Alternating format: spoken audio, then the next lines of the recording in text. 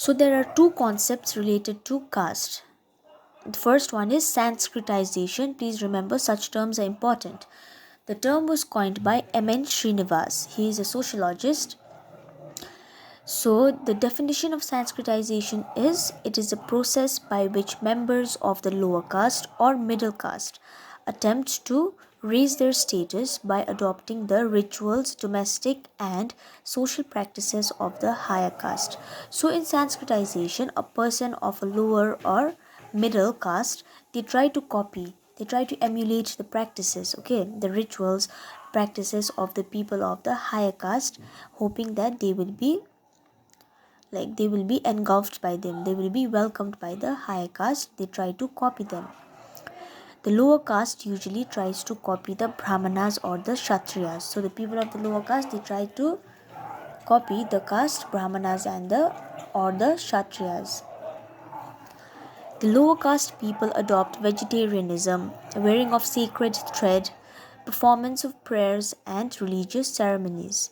Okay, so these lower caste people, they are they eat this non-vegetarian food, but in order to be accepted, in order to be one of the upper caste, they give up on eating non-vegetarian food. They adopt vegetarianism.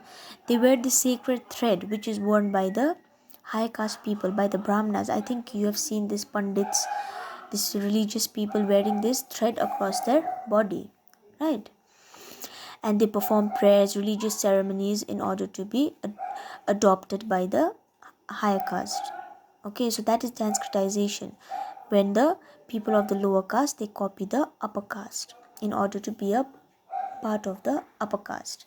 So the second concept is dominant caste, which is also given by M.N. Srinivas. So it is defined as, it refers to those castes which had a large population and were granted land rights. So dominant castes are those powerful castes who are large in number, who has a large population and who has land rights, who has been given the ownership of land. These are the dominant castes, which are obviously the upper caste people. So next point, the upper caste had land rights but were absent landlords.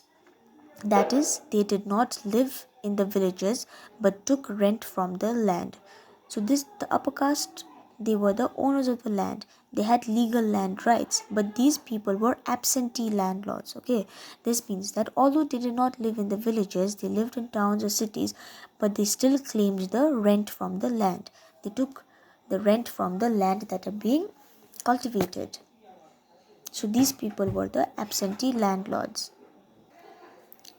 So the next level, there were middlemen, intermediate class, who were involved in the management of agriculture but not in cultivation.